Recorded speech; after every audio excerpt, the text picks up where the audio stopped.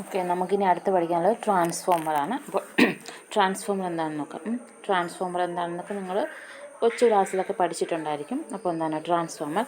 Transformer is a static piece of apparatus that transfer electric power from one circuit to another having mutual inductance with it does without change of frequency does it by electromagnetic induction.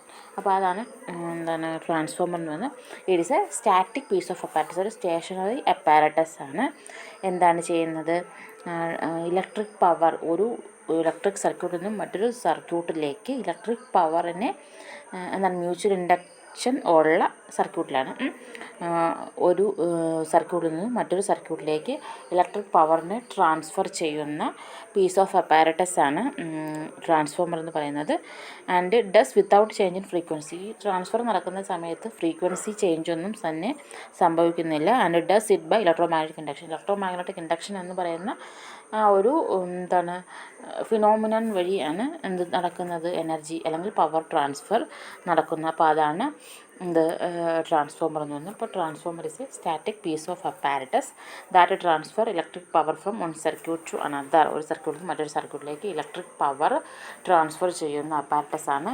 അത് നടക്കുന്ന സമയത്ത് frequency change ചെയ്യുന്നില്ല. അതുപോലെ തന്നെ എന്താണ് electromagnetic induction എന്ന് പറയുന്ന process വഴിയാണ് എനർജി ഒരു സർക്യൂട്ടിൽ നിന്ന് മറ്റൊരു സർക്യൂട്ടിലേക്ക് ഇലക്ട്രിക് പവറിനെ ഒരു സർക്യൂട്ടിൽ നിന്ന് മറ്റൊരു സർക്യൂട്ടിലേക്ക് ട്രാൻസ്ഫർ ചെയ്യുന്നത്.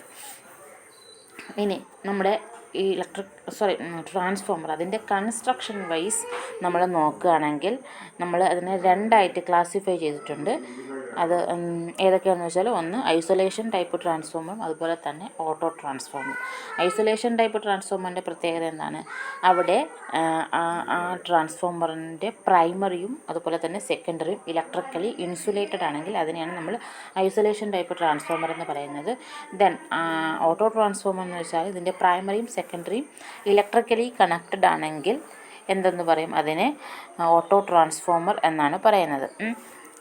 ഫിഗർ കൊടുത്തിട്ടുണ്ട്. നമ്മുടെ ഫിഗർ ഫസ്റ്റ് ഇതാണ് നമ്മുടെ എന്തെന്ന് പറയുന്നത് ഐസൊലേഷൻ ടൈപ്പ് ട്രാൻസ്ഫോമറും അതുപോലെ തന്നെ ഇതാണ് നമ്മുടെ ഓട്ടോ ട്രാൻസ്ഫോമറും.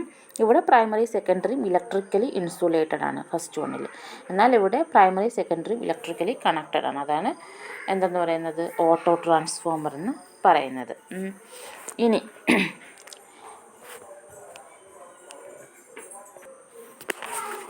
ഇനി ടു വൈൻഡിങ് ഐസൊലേഷൻ ട്രാൻസ്ഫോമർ തന്നെ രണ്ടായിട്ട് ക്ലാസിഫൈ ചെയ്തിട്ടുണ്ട്. ഏതൊക്കെയാണ്? കോർ ടൈപ്പ് ട്രാൻസ്ഫോമറും അതുപോലെ തന്നെ ഷെൽ ടൈപ്പ് ട്രാൻസ്ഫോമറും.